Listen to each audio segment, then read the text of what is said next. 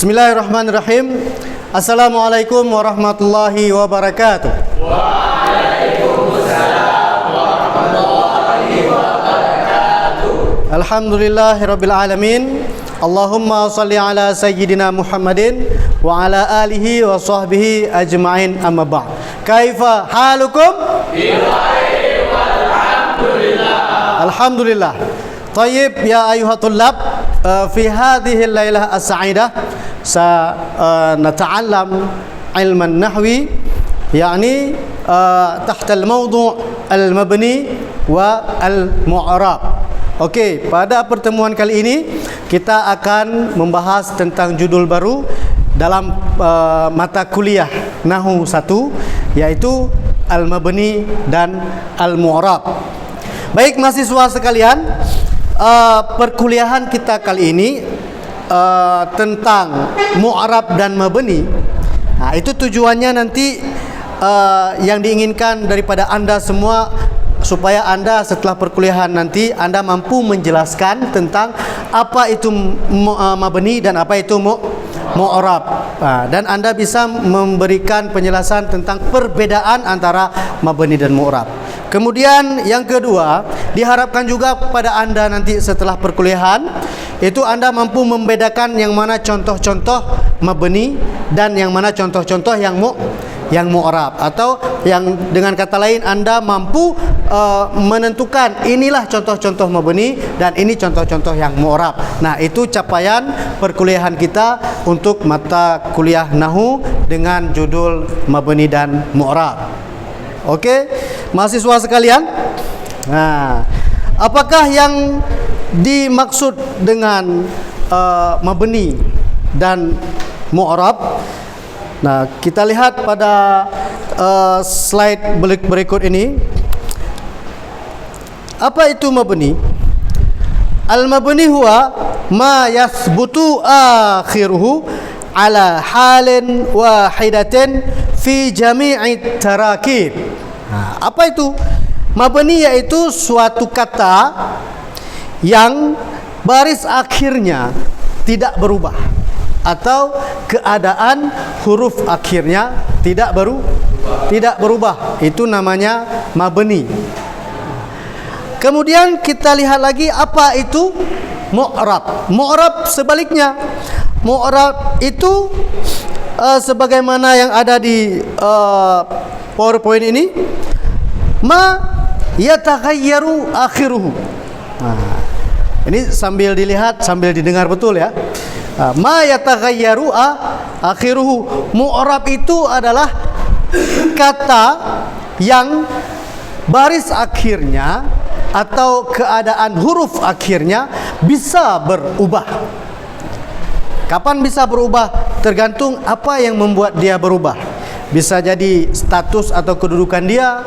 Misalnya awalnya objek, kemudian ada saat dia menjadi subjek, itu akan berubah keadaan akhirnya.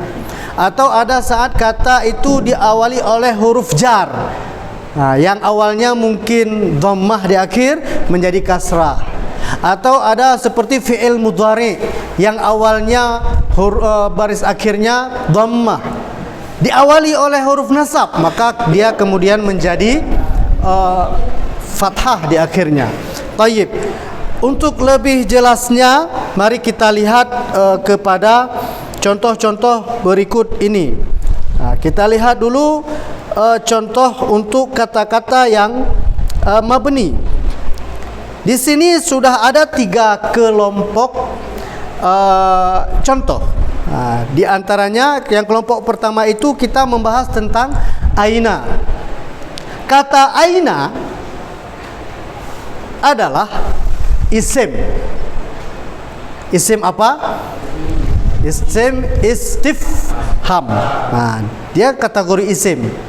Sebagaimana yang sudah kita pelajari, isim di awal kalimat namanya isim di awal kalimat namanya mubtada. Isim di awal kalimat dia mubtada. Mubtada itu statusnya marfu, ditandai dengan baris akhirnya dhammah. Contoh al-babu jamilun. Al-babu, enggak al-baba, al-babi, tapi al-babu. Al-qalamu tawilun. Al-qalamu, tidak al-qalama, al-qalami. Al-qalamu di awal kalimat. Nah, ketika kita lihat misalnya di contoh pada slide ini, aina. Aina itu isim. Aina fasluka? Misalnya, aina fasluka? Harusnya karena aina adalah isim di awal kalimat, harusnya bagaimana kita baca? Ainu. Ainu fasluka harusnya. Tetapi tidak ada yang membaca ainu. Ya, sudah baku dia bacaannya aina. Aina fasluka. Kenapa aina? Karena mabni. Contoh lain misalnya dia diawali oleh huruf jar. Ila aina tadhhabu? Ila aina tadhhabu? Ila diawali oleh ila. Harusnya isim yang diawali oleh huruf jar seperti ila, itu isim tersebut menjadi kasrah di akhir. Tetapi aina tidak kasrah, tidak ila aini. Tidak ila aini, tetap ila aina. Kenapa aina? Tetap karena dia mabni. Nah, itu salah satu contoh aina. Contoh lagi fi'il madhi. Nah, fi'il madhi.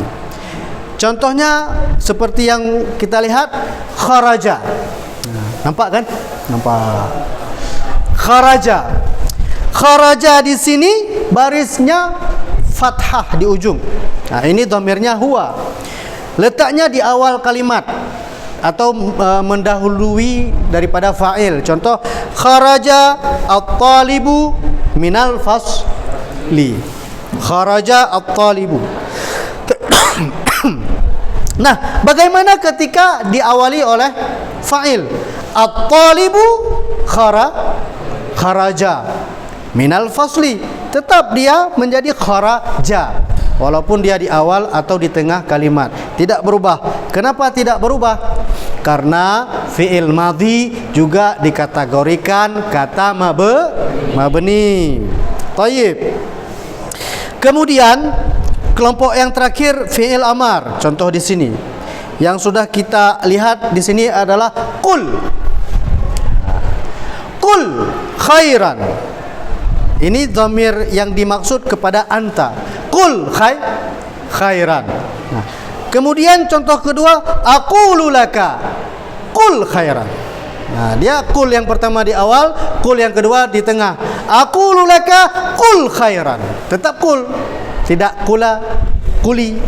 Nah, ya kan? Tidak kulu, tetapi tetap qul. Nah, seperti itu. Tayyib, sampai di sini mabni. Nah, ini baru kita bahas tentang mabni. Ada yang bertanya? Oke. Ya, silahkan. Saya ingin bertanya, kan di mu'rab tu bisa masuk kata bantu seperti ila, fi. Apakah di mabni juga bisa? Terima kasih. Okey. Tayyib, as-soal jamil, as-soal jayyid. Apakah di mabni bisa masuk kata bantu seperti huruf jar, seperti itu ya? Nah, kalau di mu'rab itu sudah kita lihat contoh-contoh tadi seperti ilal apa tadi, misalnya contoh lain ilal masjidi ya, al masjidu ilal masjidi bisa, al kubu bil kubi bisa, ya kan? Nah, jadi isim bisa dimasuk, isim yang mu'rab tadi bisa masuk huruf jar, misalnya seperti itu, atau kata bantu. Apakah di kata mabni bisa?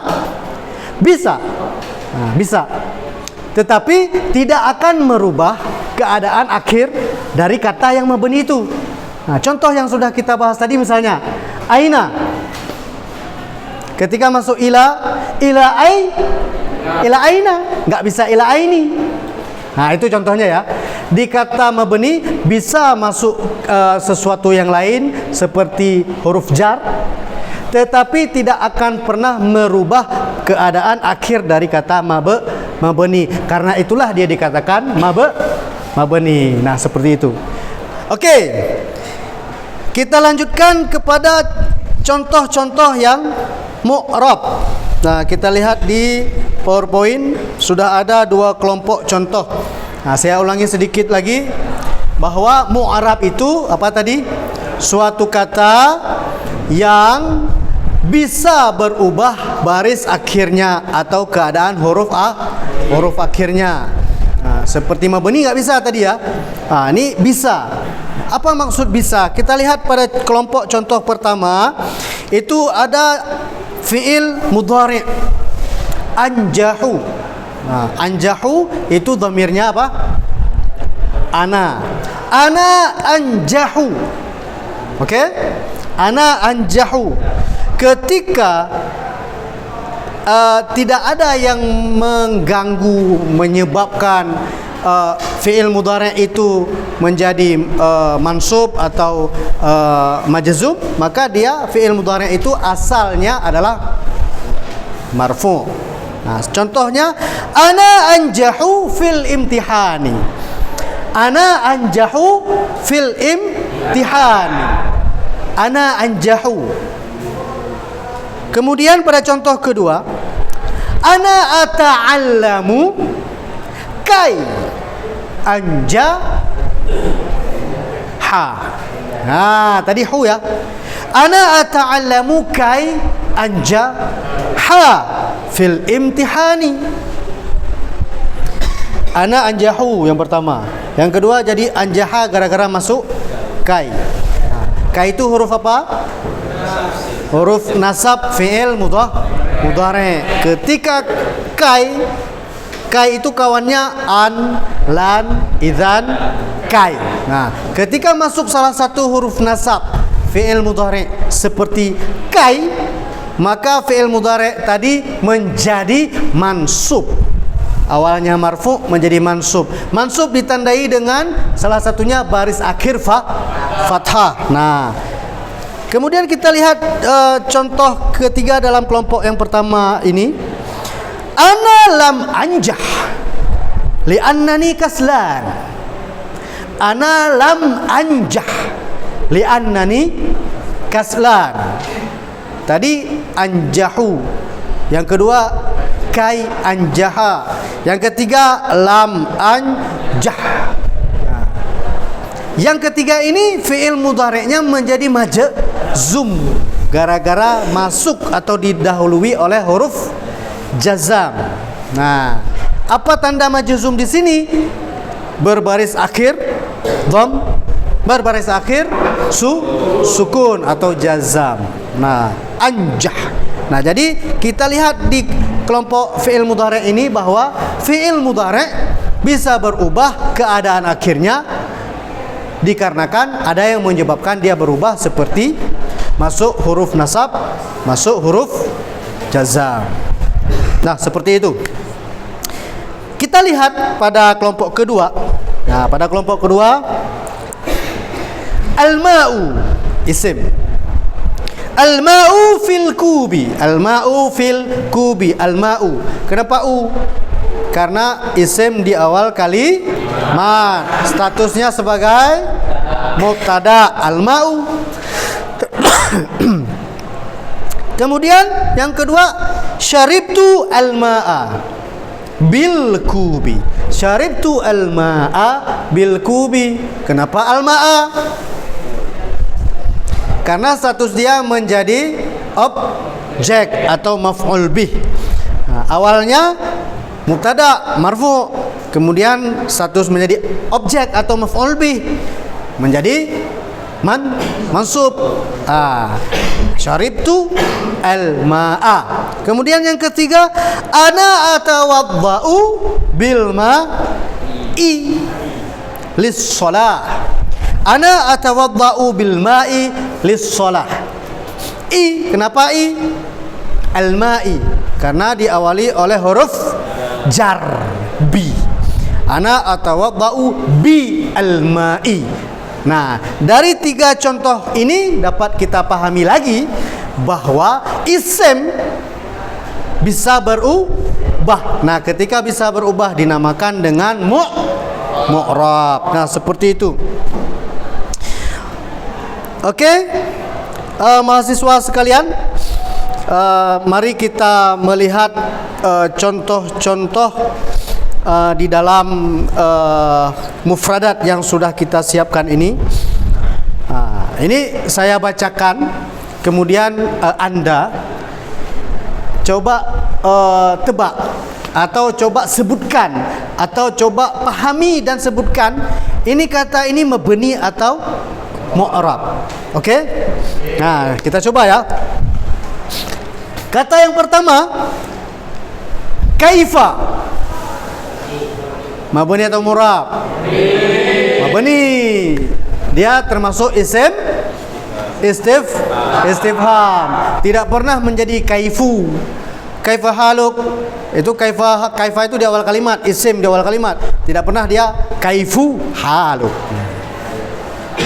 Kaifa haluk yang betulnya. Okey, contoh kedua. Al-muallimu. Mabni atau mu'rab? Mu'rab. Kenapa mu'rab? Karena bisa nanti suatu saat dia menjadi al-muallimi karena ada huruf jar misalnya. Bisa menjadi al-muallima karena menjadi maf'ulun bih. Nah, seperti itu. Yang ketiga, al-kurrasatu. Mu'rab. Bagus. Kenapa mu'rab? Ya, dia bisa menjadi majrur, bisa menjadi mansub, sama seperti al-muallimu tadi.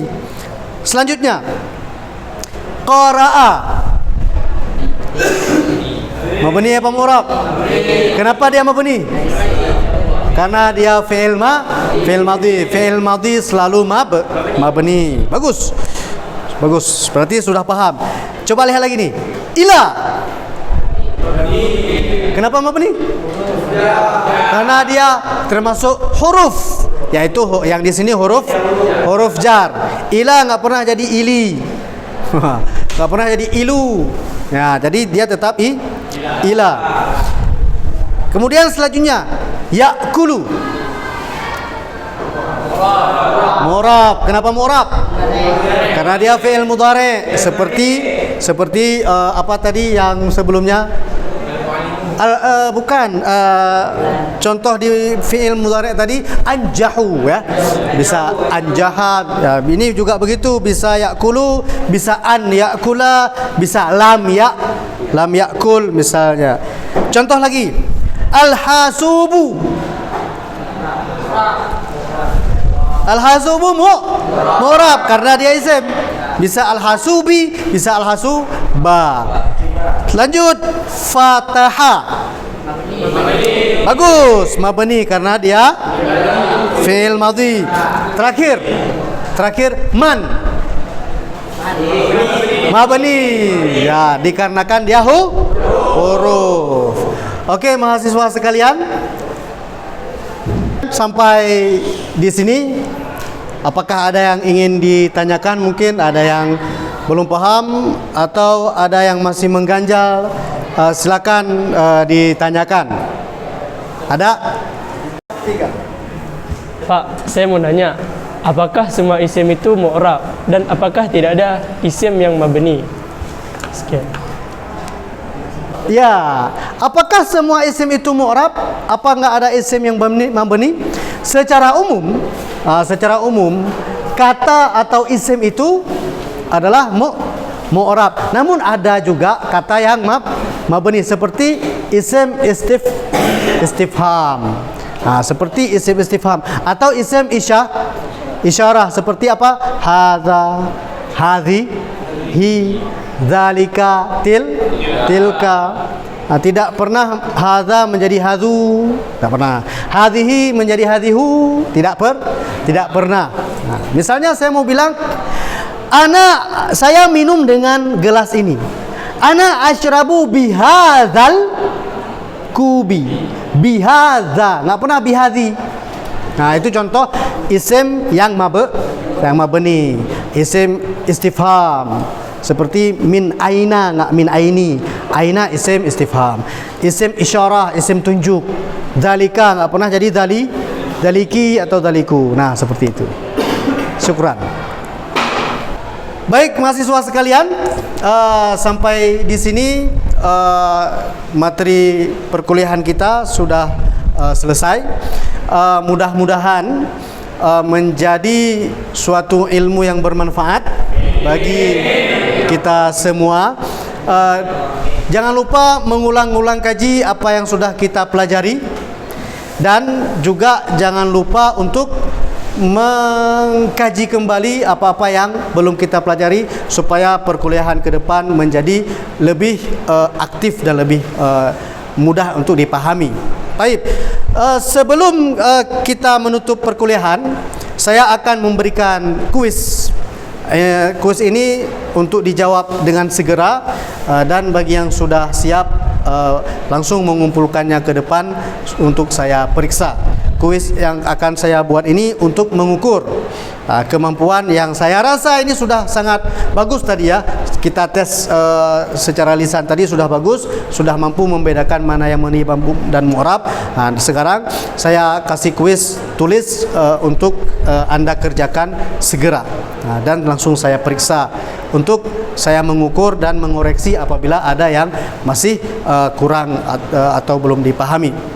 Baik, sampai di sini perjumpaan perkuliahan kita.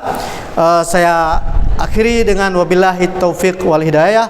Wassalamualaikum warahmatullahi wabarakatuh. Waalaikumsalam.